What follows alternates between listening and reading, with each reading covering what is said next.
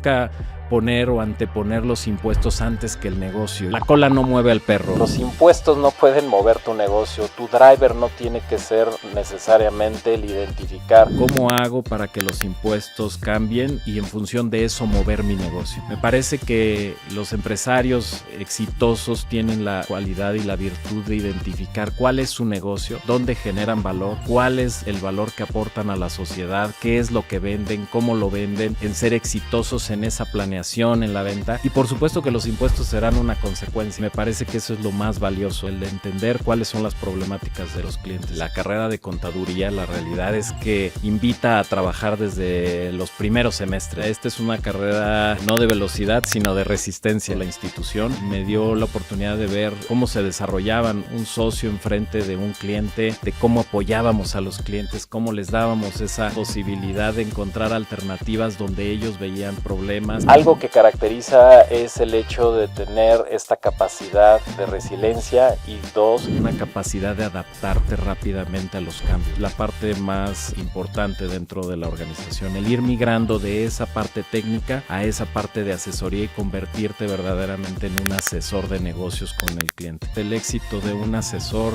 o de un socio dentro de una firma está en eso, en ir acompañando a los clientes, el entender todo ese entorno dentro de la propia empresa y que te conviertas en el doctor de cabecera desde el punto de vista de lo fiscal. Muchas de las discrepancias entre las empresas exitosas a largo plazo y las empresas que solo buscan un beneficio inmediato. Lo que estás diciendo es que un empresario debe de dedicarse a generarle valor a sus clientes, al mercado, y los impuestos serán una consecuencia. El empresario no debe de estar como prioridad pagar los menos impuestos. Al final del día, lo que tenemos que entender, y como empresarios tenemos que entender, o los empresarios tienen que entender, es que tenemos a un socio incómodo. A un socio que participa del 30% de las utilidades de nuestra empresa, y como tal le tenemos que responder. O sea, el SAT nos conoce mejor, inclusive que nuestra esposa. Sí, exacto.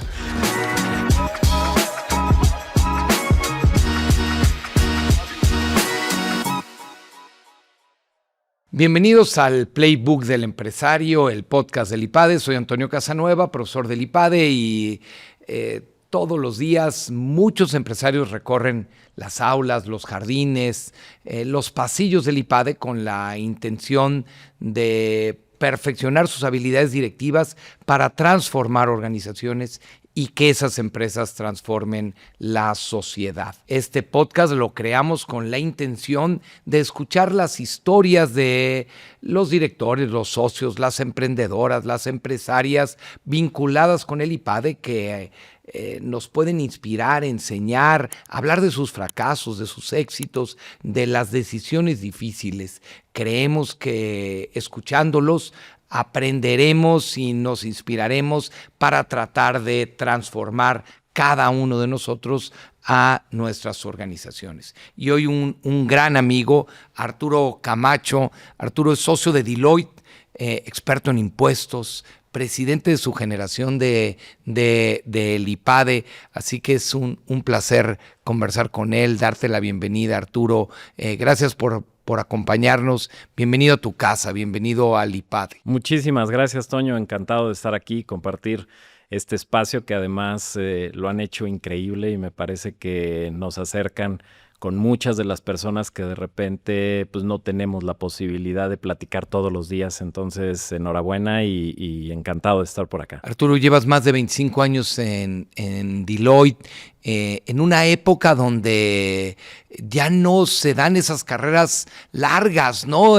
Antes, a lo mejor nuestros papás, era muy común que alguien estuviera en la misma empresa toda su vida. Hoy muchos ejecutivos cambian constantemente de empresa. Tú, al contrario, has hecho una trayectoria, pues casi toda tu vida profesional en Deloitte.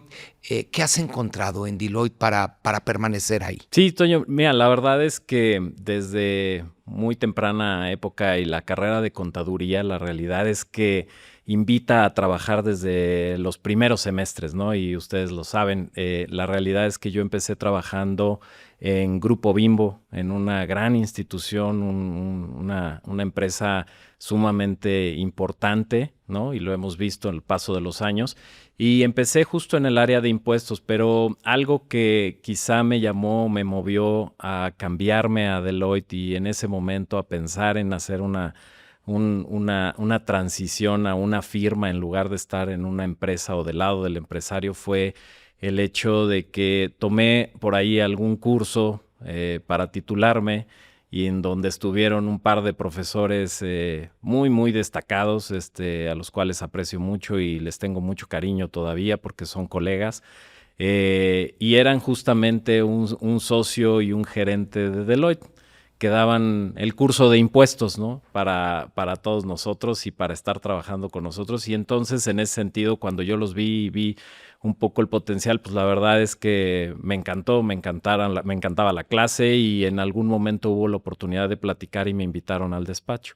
En aquel entonces, pues entré como parte de lo que nosotros llamamos el nivel más bajo, un staff, ¿no? Dentro de la organización, pero siempre pensando en convertirme en algo como ellos, ¿no? Lo que veía en ellos, cómo inspiraban y cómo dominaban el tema técnico, y así empezó, ¿no? Así empezó como el cariño hacia el lado de Deloitte y cómo empezar en Deloitte. Y de ahí, pues, me fui siguiendo. La realidad es que seguí creciendo, una institución que apoya muchísimo el crecimiento, apoya muchísimo el tema de educación. Y dos, la perspectiva de crecimiento, de seguir creciendo, no una posición que fuera eterna, no iba a estar todo el tiempo como staff, sino que vi la posibilidad de seguir creciendo y creo que esos dos factores fueron los que más me llamaron la atención en Deloitte. O sea, y mira que has estado desde la posición más baja y hoy líder de Business Tax y de una unidad de negocio. Sí, y bueno, pues se ha construido poco a poco, no es una carrera sencilla. La realidad es que en los despachos, yo me recuerdo mucho cuando aquel profesor me decía, esta es una carrera no de velocidad, sino de resistencia, ¿no? O sea, ¿por qué? Porque al final del día vas a pasar más años de socio que en todas las etapas anteriores, ¿no? Entonces vas a ir construyendo poco a poco y un poco confiado en eso y en lo que poco a poco me fue dando la institución, pues creí en la misma y me dio la oportunidad de ver cómo se desarrollaban, ¿no? Un socio enfrente de un cliente, de cómo apoyábamos a los clientes, cómo les dábamos esa posibilidad de encontrar alternativas donde ellos veían problemas y entonces en ese sentido, pues esa parte me encantó, ¿no? En la parte de académica, pues desde el hecho de que me apoyaron con una especialidad en la UP, ¿no? Y yo hice una especialidad dentro de la UP para la parte de impuestos, después hice una maestría y ahora el IPADE. Entonces, la realidad es que siempre he visto un tema de crecimiento y es una empresa o una organización que apoya de manera muy importante la educación y dos, en la medida en la que se van dando los resultados, te apoya en el crecimiento. Para un chavo que esté estudiando contaduría, para un pasante, ¿cómo es la vida en un despacho? ¿Qué se necesita para tener una carrera exitosa de más de 25 años en una firma internacional y de gran prestigio de servicios profesionales? Sí, creo que algo que nos caracteriza y diría a todas aquellas carreras que son longevas o exitosas dentro de Deloitte, algo que caracteriza es el hecho de tener esta capacidad de resiliencia y dos, una capacidad de adaptarte rápidamente a los cambios. Es un constante cambio desde que entras. Desde la perspectiva técnica, empiezas con un tema muy técnico, muy enfocado a lo técnico. Finalmente nos dedicamos a una especialidad. Y entonces estar dentro de Deloitte, pues lo que implica es estar trabajando de manera importante en estudiar, el autoestudio, el conocerte todas las leyes, los reglamentos, las fichas de trámite, todo lo que hay que hacer con la autoridad y todo lo que tiene que ver eso. Pero poco a poco tienes que ir cambiando y tienes que ir migrando, y creo que esa es la parte más importante dentro de la organización, el ir migrando de esa parte técnica a esa parte de asesoría y convertirte verdaderamente en un asesor de negocios con el cliente. Los clientes muchas de las ocasiones se acercan con un problema técnico, ¿no? Un problema en donde hay una disyuntiva o algún problema desde el punto de vista fiscal, pero si empiezas a ahondar un poco más, siempre encuentras detrás un tema de negocio, ¿no? Y es ahí donde el asesor fiscal y estas carreras largas pues se empiezan a convertir de alguien que domina la parte técnica, que lo tienes que tener, a un verdadero asesor, ¿no? O sea, tener la capacidad de tener esa interacción con tus clientes desde una perspectiva no nada más técnica, sino de negocio. Y ahí es donde todas esta formación educativa, no nada más desde el punto de vista técnico fiscal, sino con un espectro mucho más amplio, pues cobra una relevancia importante, ¿no? Lo que me estás diciendo, Arturo, es que es una evolución de especialista técnico a generalista y mucho más un tema de acompañamiento y de servicio al cliente. Correcto, 100%. Muchas de las ocasiones vemos dentro de la propia firma gente que técnicamente es súper capaz, pero cuando no haces esta transición, cuando no hay una transición hacia el negocio, hacia lo que los clientes quieren, al entendimiento de un negocio y al volverte ese asesor que confíe tu cliente y que deposite en ti un problema, pues entonces se convierte en algo difícil de sostener en el tiempo, ¿no? Se convierte en algo que difícilmente le da la posibilidad a este cliente de tener la confianza en pensar que estás solucionándole no solo un problema técnico, sino un problema dentro de la organización, ¿no? Y eso te lleva a relaciones de largo plazo. Lo que imagino con lo que me estás diciendo es que Deloitte buscaría clientes no de una transacción, no de ayúdame con mis impuestos en este final del cuatrimestre o en esta declaración anual, sino quiero que seamos socios de negocios en muchos años. Correcto, y creo que si me preguntas el éxito de un asesor o de un socio dentro de una firma está en eso, en ir acompañando a los clientes, porque los clientes también tienen diversos momentos, o sea, en algunos años les va bien, en algunos años tienen algunos problemas, en algunos años tienen la capacidad de invertir en nuevos negocios o expandirse, en algunos casos es contracción, y entonces el entender todo ese entorno dentro de la propia empresa y el estar acompañándolos durante esos procesos creo que da la posibilidad de justo lo que dices, ¿no? De no ser un asesor transaccional, sino un asesor que te conviertas en el doctor de cabecera desde el punto de vista de lo fiscal, ¿no? Y eso ayuda a los cambios, la propia evolución de la que nos hablas en la firma. Es decir, un socio no hace lo mismo durante 25 años y eso permite ir entendiendo, ahora sí que con casos muy, muy prácticos, las evoluciones que tienen la empresa, porque tú lo mismo has estado en tema de marketing, de desarrollo de negocios, que en impuestos o en temas muy específicos. Sí, es parte de esa cultura, y cuando preguntabas hace un rato que un muchacho que va egresando tiene que tener la visión y tiene que tener esa inquietud de pensar en que poco a poco se va a convertir en el asesor y que eventualmente tiene que cambiar sus skills técnicos por soft skills, ¿no? Que le llamamos nosotros, en donde tengan esa capacidad de relacionarse y de ver a la empresa como un todo, en donde seas ese asesor que esté continuamente platicando con el cliente, entendiendo. Y me parece que eso es lo más valioso, o sea, el de entender cuáles son las problemáticas de los clientes. En muchas de las ocasiones se acerca el director de impuestos, pero en muchas ocasiones se acerca el CFO o el CEO y entonces tener la capacidad de platicar y entender su negocio, tener el interés genuino de ayudar a un cliente en un problema que siempre deriva a lo mejor en lo fiscal, pero pensando primero en la empresa como institución, en lo que está buscando la empresa, en lo que está buscando ese CEO de la empresa para después ver qué es lo que pasa en lo fiscal, ¿no? Déjame agarrarme de este comentario que haces.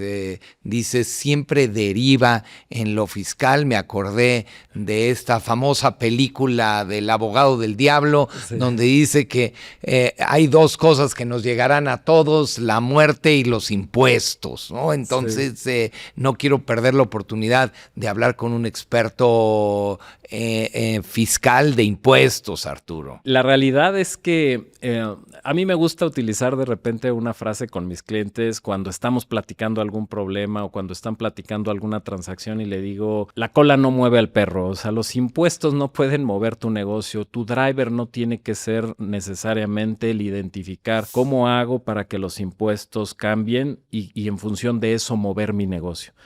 Me parece que los empresarios exitosos tienen la cualidad y la virtud de identificar cuál es su negocio, dónde generan valor, cuál es el valor que aportan a la sociedad, qué es lo que venden, cómo lo venden, en ser exitosos en esa planeación, en la venta. Y por supuesto que los impuestos serán una consecuencia, ¿no? Y entonces por eso digo, la cola no mueve al perro. Nunca poner o anteponer los impuestos antes que el negocio y me parece que de repente ahí hemos encontrado muchas de las discrepancias entre las empresas exitosas a largo plazo y las empresas que solo buscan un beneficio inmediato. Lo que estás diciendo es que un empresario debe de dedicarse a generarle valor a sus clientes, al mercado, y los impuestos serán una consecuencia. El empresario no debe de estar como prioridad pagar los menos impuestos. Claro, y planeando alrededor de los impuestos. Si bien es cierto, y la realidad es que, vaya, a eso nos dedicamos y lo vemos, finalmente tenemos la capacidad de identificar áreas de oportunidad. Si me dices que vas a hacer una inversión, yo te digo cuál es la forma más eficiente desde el punto de vista fiscal para hacerlo. ¿Cómo ponemos una estructura donde estén colgadas empresas en el extranjero? ¿Dónde pagamos menos impuestos? ¿Dónde evitamos el doble pago de impuestos? Eso es parte de una planeación fiscal adecuada. Pero al final del día el negocio prevalece. Lo que tenemos que tener siempre en mente es que la razón de negocios, que es algo que seguramente has escuchado, que la autoridad está pugnando cada vez más, ¿no? Por decir cuál es la razón de negocio, es algo que con la filosofía de nosotros y de Deloitte convive mucho, ¿no? Primero entender el negocio, hacer que el negocio suceda y después vemos cuáles son las características para ver cuál es la manera más eficiente de hacer el pago del impuesto, sin que este sea más de lo que debe de ser, aprovechando todas las oportunidades que la propia ley te da, sin que te salgas del marco regulatorio y teniendo en cuenta que eso al final del día te va a llevar a una posición, de beneficio fiscal, sin duda, pero siempre dentro de un marco regulatorio y pensando en que ese sea el último de los objetivos, ¿no? ¿Qué preguntas se debería de estar haciendo un empresario en relación con los impuestos? ¿O cómo debería de empezar el análisis cuando en el estado de resultados llegamos a la partecita de utilidad antes de impuestos y ahí después viene qué preguntas me tengo que estar haciendo los empresarios, qué deberían de estar cuestionándose? Es una muy buena pregunta, Toño. La realidad es que al final del día lo que tenemos que entender y como empresarios tenemos que entender o los empresarios tienen que entender es que tenemos a un socio incómodo, a un socio que participa del 30% de las utilidades de nuestra empresa y como tal le tenemos que responder. Entonces, la primera premisa es nuevamente, pensar en el negocio, en dónde genero valor, cómo hago crecer mi negocio y después empezar a identificar en dónde la parte de impuestos nos está doliendo. Ese renglón que tú dices, ver hasta dónde está siendo eficiente, qué es lo que estamos haciendo para tener los controles adecuados, identificar las oportunidades de manera oportuna. identificar cuáles pudieran ser los riesgos potenciales en los que eventualmente la autoridad pueda tener un cuestionamiento y sopesarlos, decir hasta dónde podemos el riesgo y hasta dónde podemos tomar una postura en la cual nos deje dormir tranquilos, estemos con los elementos técnicos y con los elementos legales de nuestro lado para soportar nuestra postura ante cualquier revisión de la autoridad, como pudiera ser ante cualquier revisión de nuestro socio aliado del 30%, ¿no? En donde tendremos que dar explicaciones, en donde tenemos que dar los argumentos, y es ahí donde entramos nosotros, ¿no? En este acompañamiento justamente a la construcción de toda ese andamiaje para justamente darle la solidez a una postura que se esté tomando en donde probablemente tenemos un beneficio. O si no lo tenemos, el saber que estamos cumpliendo y estamos haciendo las cosas de manera correcta, ¿no? Arturo, quiere decir que estamos hablando de un tema de cumplimiento, de transparencia y de gestión de riesgos. 100%. Me parece que en los últimos años, y vaya, yo con algo de años en este negocio he visto, se ha transformado muchísimo esto que tú mencionas. La transparencia y la gestión de los riesgos ha cambiado de manera importante por varias circunstancias. La primera de ellas es que la autoridad hoy día no está en las mismas condiciones que teníamos hace 20 años. Es una autoridad muchísimo más informada. Sobra decir que, por ejemplo, en el caso de México somos de los países pioneros en todo el tema de facturación electrónica, ¿no? En donde todo el tema de sistemas y toda la parte o el andamiaje que tiene la autoridad desde el punto de vista de sistemas le da la posibilidad de contar con muchísima información en tiempo real de los contribuyentes. O sea, el SAT nos conoce mejor inclusive que nuestra esposa. Sí, exacto. Sabe perfectamente qué hacemos, cuándo lo hacemos, cómo lo hacemos. Entonces, esa capacidad que tiene hoy la autoridad de ver a los contribuyentes obliga necesariamente a las compañías a tener la misma capacidad o más de reacción, es decir, la capacidad de tener temas analíticos, la capacidad de tener información al día, la capacidad de tener soportadas las posturas y la capacidad de estar todo el tiempo pendiente de cuáles son los cambios que van haciendo las autoridades en cuanto a criterios, regulaciones, etcétera, para estar al día. Y eso se convierte en un tema de gestión de riesgos. No podríamos entrar, por ejemplo, un consejo de administración o un CEO de una empresa no podría enterarse por el SAT. Tendría que tener todos los mecanismos antes de mandar la declaración para saber exactamente pues de dónde cojea o qué riesgos hay. Sin duda, sin duda. Mucha de la labor que hemos hecho en los últimos años con clientes y clientes importantes es acercarnos y decir qué tan tranquilo te sientes en tu cumplimiento fiscal. Pasamos de una época en donde el cumplimiento fiscal y la visibilidad que tenía la autoridad era poca. También las capacidades de llevar a cabo auditorías eran pocas porque es limitados los recursos que tiene la autoridad a una transición en donde todo lo hacen los sistemas. La autoridad se ha hecho llegar de sistemas a través de los cuales pueden levantar focos rojos y decir este contribuyente está pagando menos impuestos y entonces levanta una bandera roja, cosa que antes tenía que pasar en un proceso de una auditoría, hoy lo hace un sistema. Y entonces, contestando esta pregunta que dices, claro que tendríamos que estar atentos a ello, ¿no? A ver cómo ponemos dentro de nuestras organizaciones los controles y el gobierno fiscal corporativo correspondiente para que pueda estar haciendo esta evaluación de riesgos. E incluso en una planeación, si estamos pensando en hacer una planeación, es cuáles son los riesgos, medir esos riesgos a la luz no solo de la autoridad, sino del poder propiamente judicial, que es el que en última instancia es el que estaría haciendo una evaluación de si lo que dice el contribuyente es correcto o lo que dice la autoridad es correcto. ¿Me explico? En este contexto, ¿cómo debemos entender el concepto de planeación fiscal? Creo que nosotros como fiscalistas siempre la hemos visto y la tenemos muy clara, la planeación fiscal, como algo a través de lo cual puedes aprovechar ciertos beneficios, ciertas posibilidades, en lugar de hacerlo A más B, si lo haces A más C, te da un mejor resultado desde el punto de vista fiscal, pero siempre dentro del marco de ley.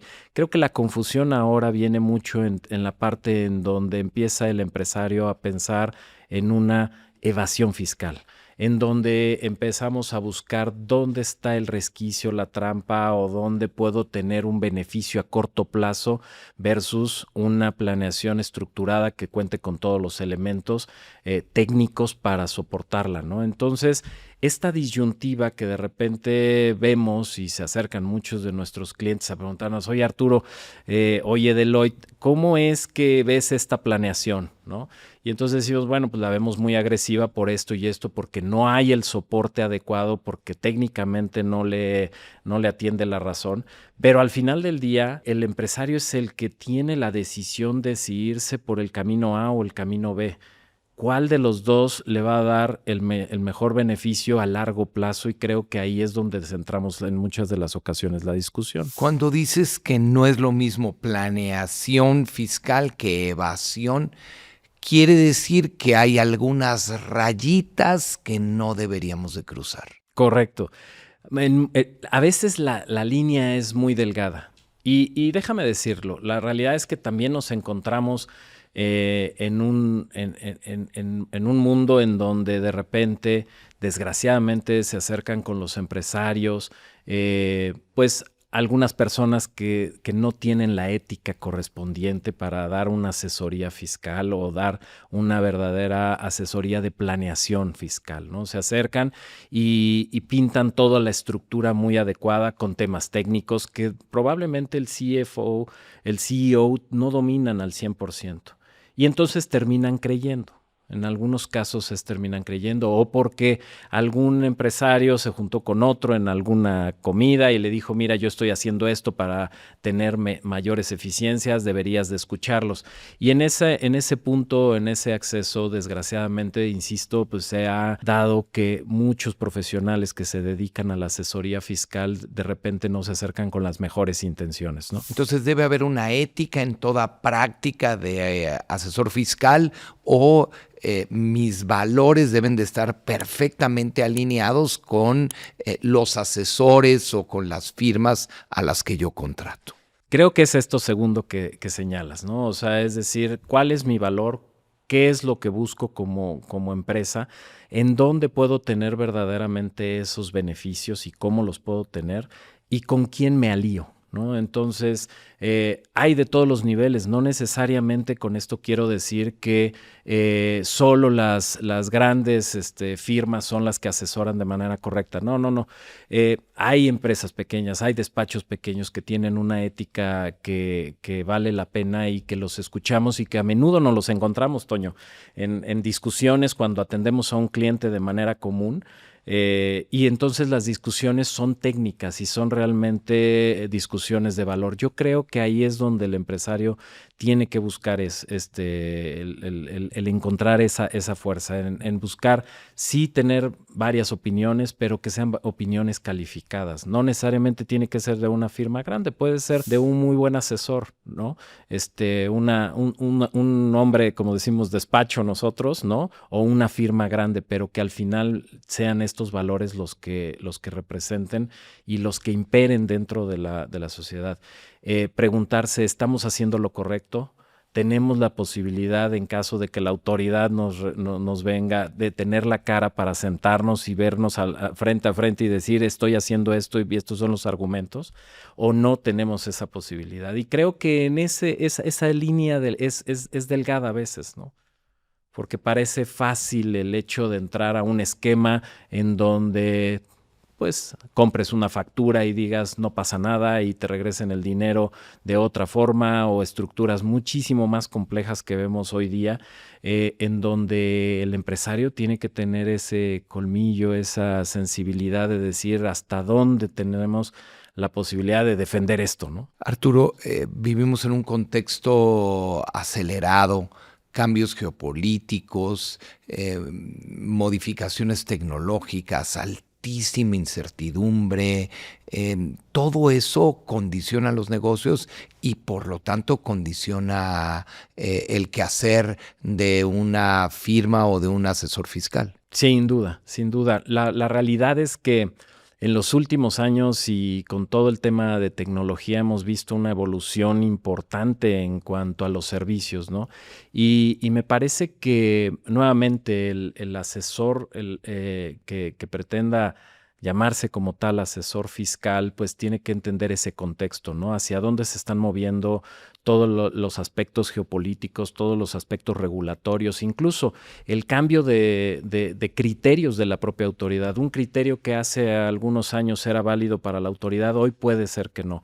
Entonces eso obliga al asesor a estar en constante aprendizaje, en constante renovación, en constante identificar estas áreas de oportunidad y identificar las áreas de riesgo que pudieran representar todos estos cambios, ¿no? ¿Cómo estás viendo tú la inteligencia artificial en este contexto?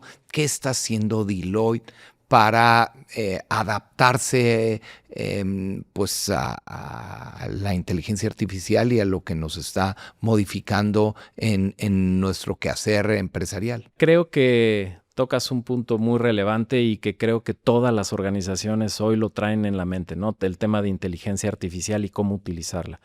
Desde la perspectiva de Deloitte, pues se han creado comités específicos para ver en qué áreas nos puede apoyar la inteligencia artificial y la tecnología. Lo que antes hacíamos con una sábana, ¿no? Cuando teníamos aquellas sábanas como contadores, hoy se hace un Excel y todo el mundo le parece sumamente normal, ¿no? Lo que ahora tenemos que pensar es que probablemente un agente de inteligencia artificial hoy pueda hacer ciertos análisis y ciertos trabajos que de repente faciliten la labor. Que desde la perspectiva de impuestos, mucho del tema de inteligencia artificial y mucho de la tecnología va enfocado a las tareas repetitivas. Es decir, las nuevas generaciones probablemente no van a estar vinculadas necesariamente con actividades repetitivas porque eso lo hará un robot.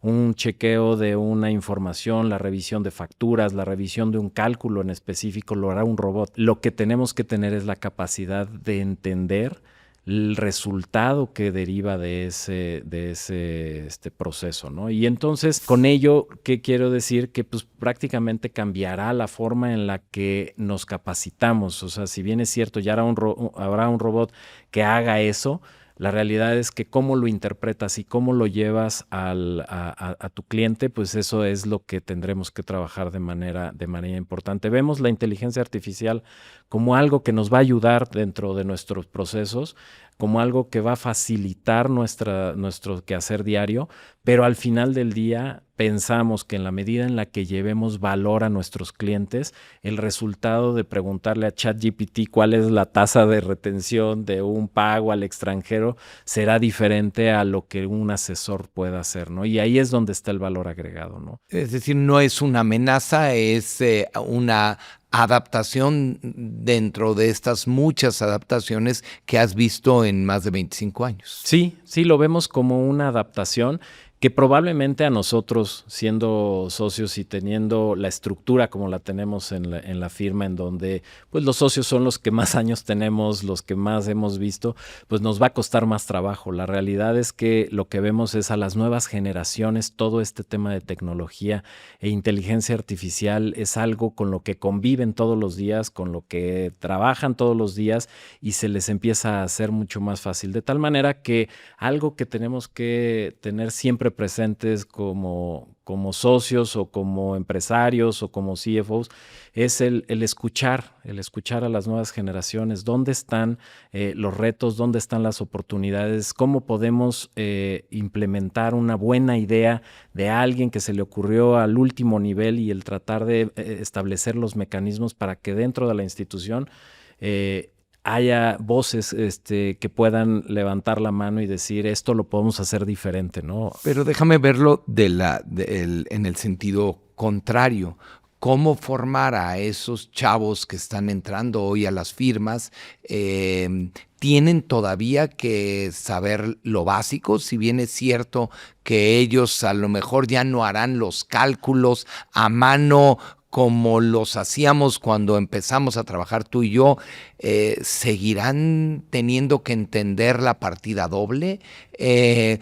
¿Tendrán que todavía razonar qué hay detrás de estos robots? ¿Y cómo hacerlos para que no se les atrofie el cerebro por falta de uso? No, tienes toda la razón. A ver, pienso que sí. O sea, la respuesta es sí, tienen que entender de dónde viene, ¿no? Así como entendemos muchos de los procesos en las organizaciones y cuando asesoras a un cliente entiendes qué es lo que le está afectando, lo que platicábamos hace un momento. Estos chavos tendrán que entender de dónde viene y cuál es el racional detrás de un número, ¿no? Para poderlo explicar. Pero probablemente no van a desgastar madrugadas como lo hicimos nosotros o, ¿no? O trabajos en fines de semana, ¿no? Tratando de llegar a una conclusión, a un cálculo definitivo, porque lo hará el sistema de manera automática, pero sin duda tendrá que entender desde el punto básico, de tal manera que empieza a ser una especie de combinación entre el conocimiento técnico y lo que te aporta la tecnología para poder desarrollarte y hacer tu trabajo de la manera más eficiente, ¿no? Ustedes siguen contratando muchos jóvenes y siguen invirtiendo en inteligencia artificial. Es decir, será esta mezcla de jóvenes con socios experimentados, inversiones en tecnología, humano-máquina. Correcto, y todo el tiempo. La realidad es que no hemos encontrado todavía algunas áreas en donde digamos esto lo va a llevar la tecnología al 100%, ¿no? Finalmente, muchas de nuestras áreas en Deloitte se dedican a la asesoría y entonces el valor humano, el valor de la relación con el cliente, el entendimiento del negocio, como platicábamos hace un rato, para ver cuáles son las mejores perspectivas desde el punto de vista fiscal, pues sin duda se convierte en un tema muy valioso que una computadora todavía no puede hacer. No digo que no lo vaya a hacer y probablemente lo haga hacia adelante, pero esa relación personal de asesor se mantiene de tal manera que son los procesos repetitivos, los procesos que podemos automatizar en donde la tecnología nos está ayudando de manera muy importante a ser más eficientes, a hacer mucho más fácil la entrega de información, hacerlo más rápido, ¿no? En donde encontramos el valor del uso de la tecnología y sin duda vamos a seguir construyendo. Digo, finalmente nuestras pirámides dentro de la organización parten de la base de tener a muchos staffs, a menos seniors, menos gerentes y pues mucho menos socios, ¿no? Pero sigue siendo una estructura piramidal en donde requerimos del capital humano, ¿no? Arturo, déjame regresar a ti. Hace poco más de un año decidiste venir al IPADE. ¿Qué estabas pensando? ¿Por qué te inscribiste en un programa de dirección en el IPADE ya con tu trayectoria, con tu experiencia? Cuando decides inscribirte al IPADE, ¿qué estaba en tu cabeza en ese momento? Mira, Toño, yo tuve la oportunidad dentro de la firma hace un año de hacerme cargo, ya lo decías, de una unidad de negocio en donde están aproximadamente 20 socios, ¿no? Más allá de la estrategia en donde probablemente con una visión mucho más amplia y conocimiento del negocio puedes definir el hacerme cargo de una unidad de negocio donde están 20 socios con el mismo o el triple de número de gerentes, etcétera, pues representaba un reto, ¿no? Para mí en lo personal. Al mismo tiempo llegó la oportunidad y tuve una llamada con el IPADE, algo que yo ya conocía porque estudié en la UP. Y el IPADE siempre lo vimos en la UP, cuando estás en la UP lo ves como la máximo, ¿no? Entonces, una llamada y me dicen, oye, tienes la oportunidad, ¿quieres estar dentro de este programa? Y digo, híjole, es que en este momento estoy tomando esta responsabilidad y voy a tener muchísimas cuestiones que ver. No, probablemente no es el mejor momento. Y en ese contexto, por ahí me dice mi jefe, que además es un ex IPADE, me dice, ¿sabes qué? Creo que la mejor inversión que vas a hacer de tiempo dentro de este nuevo rol es entrar al IPADE. Y dije, bueno, vamos a probar. Cuando entro, la realidad es que me doy cuenta que muchas de las cosas, de las pláticas, de los casos, de todo lo que envuelve el IPADE, pues son totalmente aplicables a las problemáticas y a los cuestionamientos que yo tenía el día 1 cuando asumí esta responsabilidad. Muchas preguntas que tenía de cómo gestionar a la gente, de cómo tenemos que ir al mercado, de cómo hacer diferentes las cosas, se fueron dando de manera natural en una respuesta en todo lo que fue el IPADE. Entonces, la verdad para mí fue como un curso intensivo, porque todo lo que veía en el aula lo apuntaba y me volteaba y lo replicaba y buscaba la forma de llevarlo a cabo con buenos resultados. ¿Cómo era el trabajo en equipo? ¿Cómo estudiabas los casos? ¿Qué recuerdas de tu paso por el IPADE? Pues la verdad, me parece que dentro del IPADE y sin conocer, y me acuerdo perfecto la primera experiencia cuando nos dan el primer caso, aquel caso, y te dicen, bueno, hay que traer el caso leído y vamos a platicarlo dentro del aula. La verdad es que la primera impresión fue, híjole, creo que no voy a poder con esto. O sea, es el nivel de involucramiento que requieres dentro de los casos es algo importante. No es una leída en general, y eso me quedó claro en el primer caso que vimos.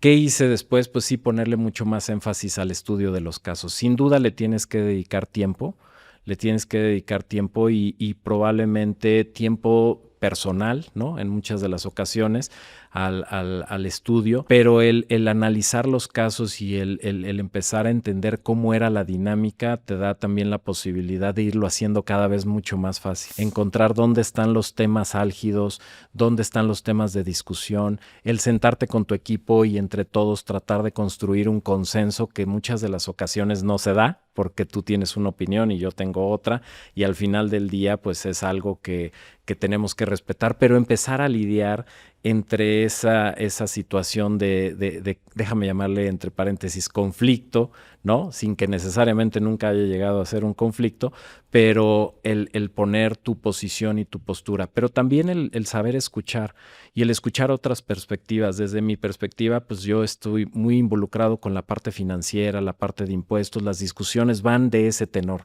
Pero cuando te sientas con un colega, un amigo dentro del IPADE que se dedica a la mercadotecnia, o alguien que se dedica al factor humano, o alguien que se dedica a la parte de producción, las perspectivas cambian totalmente. Entonces, el escucharlos y el decir, creo que tiene razón, creo que está aportando algo que yo no había visto desde mi perspectiva, porque tengo una visión, si quieres, miope respecto de este tema, porque yo me dedico a esto y lo veo así, al abrirlo y discutirlo, ¿no? Entonces, para mí eso fue lo más enriquecedor dentro de las discusiones, no nada más en los grupos, sino en el salón, ¿no? Escuchar y que exista al frente a alguien que te dé una orientación y guía. Yo, más allá de decir profesores, pienso que son facilitadores del proceso, ¿no? Porque te van llevando a la discusión y te van generando esas preguntas que probablemente en condiciones normales, leyendo tú un caso sin venir al IPADE, te las podrías generar, ¿no? ¿Algún caso, alguna anécdota que recuerdes que ilustre esto que nos estás contando? Pues mira,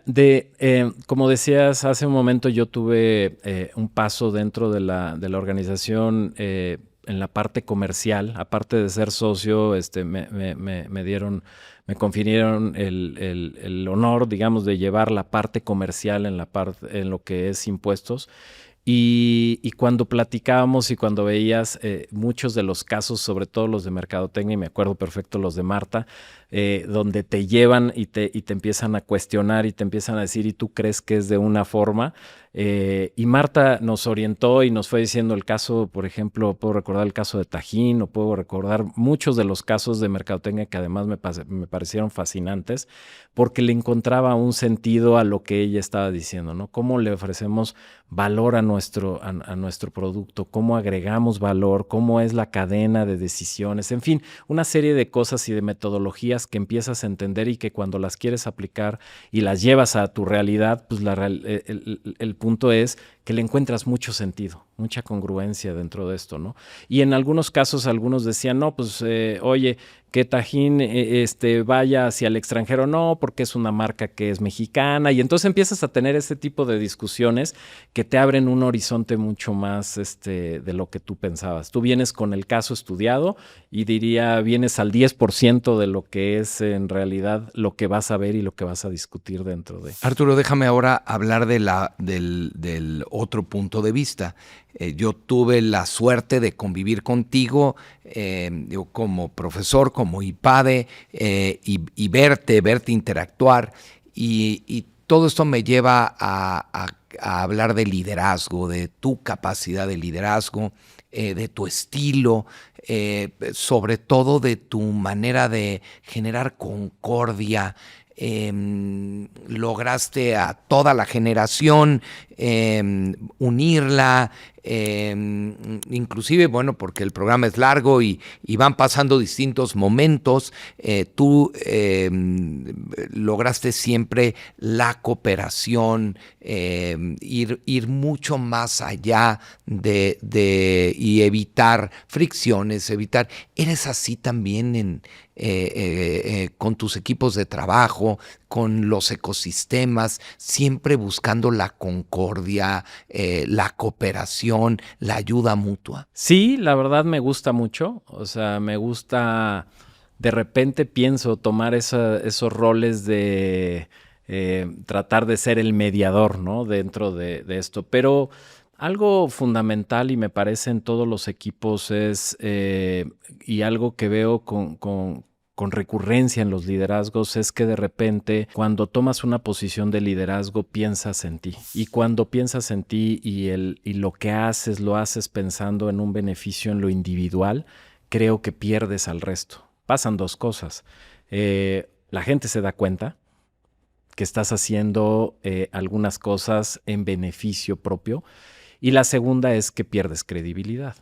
Entonces, a mí me parece que algo que es sumamente positivo en los líderes y que tenemos que estar todo el tiempo pensando es en el beneficio común. ¿Qué es lo que nos beneficia desde el punto de vista de la organización, desde el punto de vista de nuestro equipo, desde el punto de vista del aula, ¿no? Y del grupo en el que estamos? ¿Dónde nos encontramos y dónde entiendo tus necesidades? Porque todos tenemos necesidades y condiciones diferentes, donde entiendo que encajan esas necesidades con las del grupo y anteponer siempre las necesidades del grupo antes que las personales. Entonces, Arturo, tu visión de liderazgo se parece a tu visión del servicio al cliente. Es algo de largo plazo, no es para tomar ventaja ahora, sino para construir una relación benéfica en mucho tiempo. Sí, y me parece que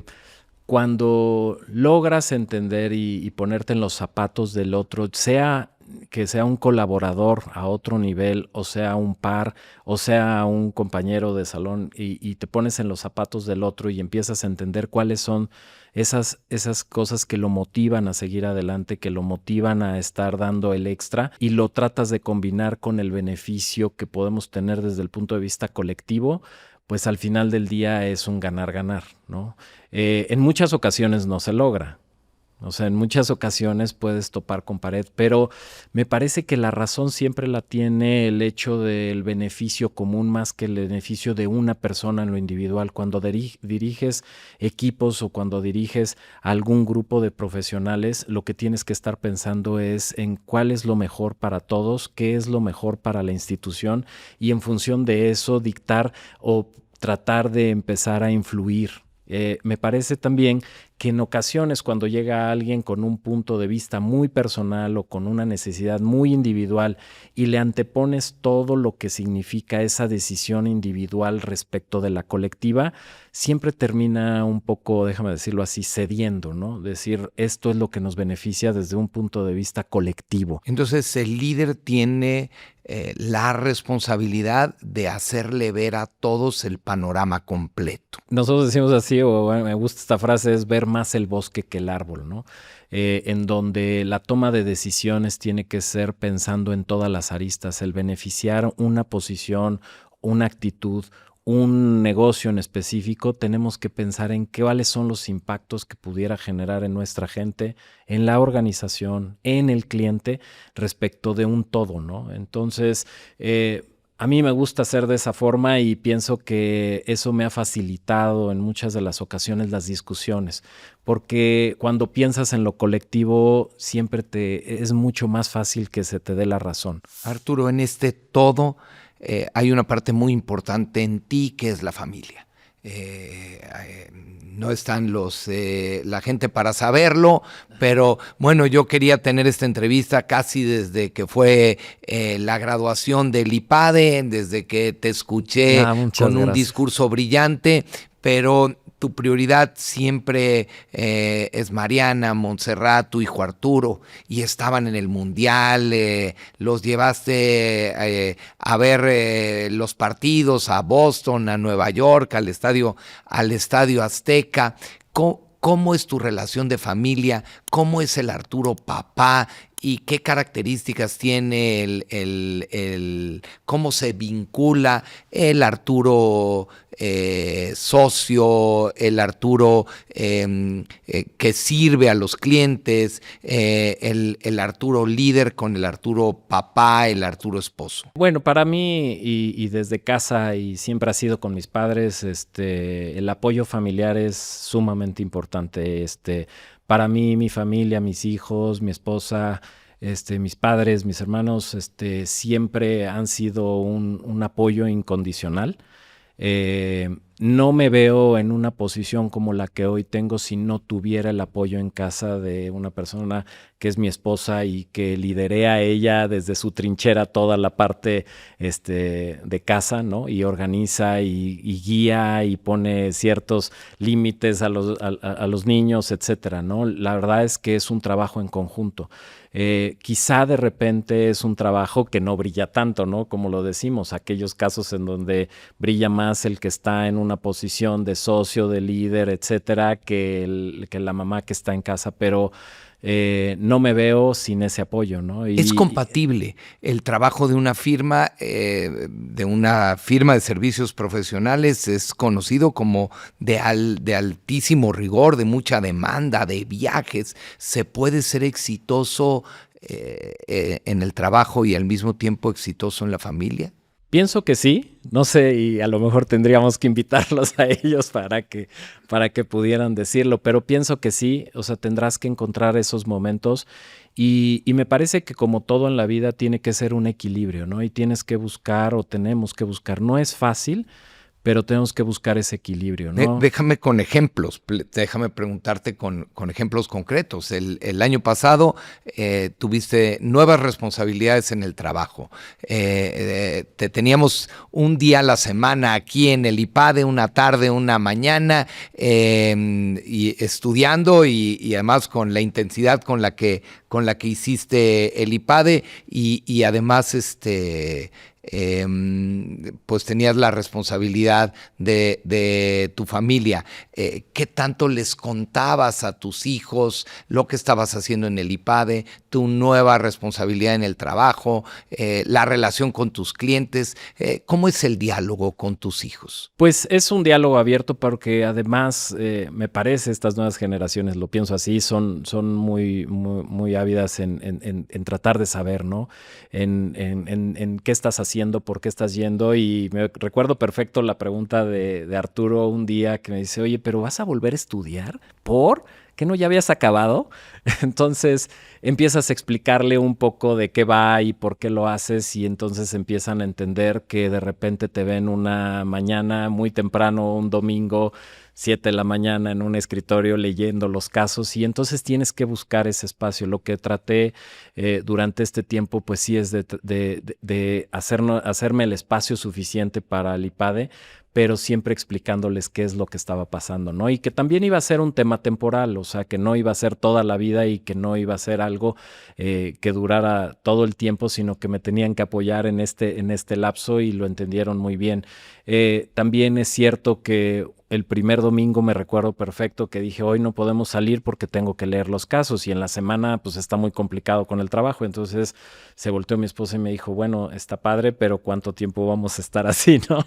Y entonces empiezas a buscar tiempos. Me levantaba más temprano los fines de semana y buscaba los espacios, o cuando ellos ya se iban a dormir, pues leía otro caso. Y entonces creo que tienes que buscar otra vez ese equilibrio para no descuidarlos al 100%. Cuando tus compañeros, ¿no?, te nombraron presidente, ¿llegaste a contarlo a casa? ¿Qué te dijeron? Sí, la realidad es que fue, quizá desde la perspectiva de casa, pues no entendían muy bien qué significaba eso de ser presidente, ¿no? Me parece que es un honor. Primero que nada, es un honor que me hayan elegido como presidente. La verdad, agradezco y muchísimo a todos mis compañeros la confianza. Y dos, durante la ceremonia, que además es una ceremonia increíble, pues me parece que ahí es donde Mariana le cayó el 20 de lo que significaba ser presidente en una institución como esta, en una generación con tantos profesionales súper capaces. Tuvimos 63, 64 compañeros que todos son líderes naturales en sus empresas. Entonces, el que te designen, pues es un honor y más allá de eso, pues el deberse a ese grupo, ¿no? Arturo, déjame hacerte una serie de preguntas rápidas. Contéstame lo primero que te venga a la mente, a ver si logramos entender un poco cómo piensa Arturo. Claro. ¿Especialista o generalista? Especialista. ¿Riesgo o prudencia? Riesgo medido, diría. ¿Experiencia o curiosidad? Experiencia. ¿Una reforma fiscal que cambió la forma de hacer negocios? Una reforma fiscal cambió la forma de hacer negocios. Pienso que todo lo que tiene que ver con la tecnología. ¿El mejor consejo profesional que recibiste? Siempre haz lo correcto aunque nadie te vea. ¿Qué palabra usamos demasiado en las empresas? Urgencia. ¿Qué palabra deberíamos de usar más? Planeación. Un libro que todo empresario debería de leer. Mira, ahora justo en el IPADE me regaló un compañero, cuando terminamos, una compañera nos regaló al grupo el libro de Good to Great. Se me hace un excelente libro, ¿Qué hace realmente valioso a un socio? Su capacidad de escuchar. ¿Qué nunca delegarías? La responsabilidad. Arturo, le hemos llamado a este podcast el Playbook del empresario. ¿Cuáles son las 3 cosas que todo director, socio, empresario debería de tener en su Playbook?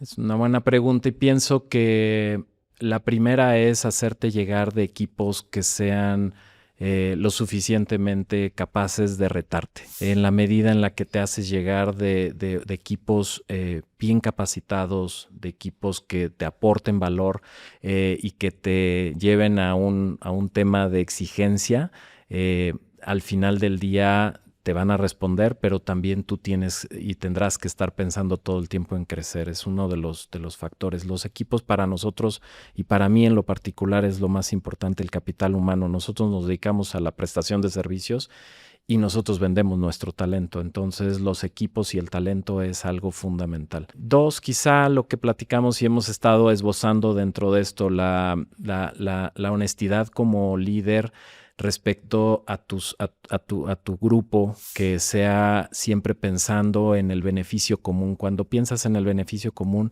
muchas de las decisiones que a veces parecen complicadas se facilitan. Cuando piensas en qué es lo mejor para el grupo, más allá del beneficio en lo individual, ya sea en lo personal o en lo colectivo. Y 3, pues la honestidad siempre con tu equipo y con tus clientes, ¿no? El siempre estar atento, incluso en aquellos casos que no nos gusta, pero que llegas a fallar, ser honesto. Creo que un cliente valora muchísimo la honestidad, al igual que todo el mundo valora la honestidad, y eso es un valor que debemos de mantener siempre. Arturo Camacho, socio de Deloitte, experto en impuestos. Un gusto encantado, platicar Toño. contigo. No, encantado, Toño. Muchísimas gracias por el espacio y gracias a esta increíble institución. ayúdanos con un comentario para cerrar esta plática. Agradecer, por supuesto, al IPADE la oportunidad que me brindó estando dentro del programa de crecer mis capacidades de relación, mis capacidades de síntesis, de conocimientos y todo lo que implica per se el IPADE. La verdad es que es algo extraordinario, es una experiencia de vida que pueden estar dentro de mis top 3. Entonces, nada, pues agradecer a esta increíble institución de formar parte de ella y ahora como presidente, pues estar vinculado un poco más con ustedes. Te agradezco mucho, Toño. Arturo Camacho, egresado del IPADE, socio de Deloitte, en el Playbook del Empresario. Todas las semanas un nuevo episodio. Alguien como Arturo, con historias y con conceptos que nos dejan mucho que reflexionar. Yo soy Antonio Casanueva. Les doy las gracias y les deseo que a todos les vaya muy bien.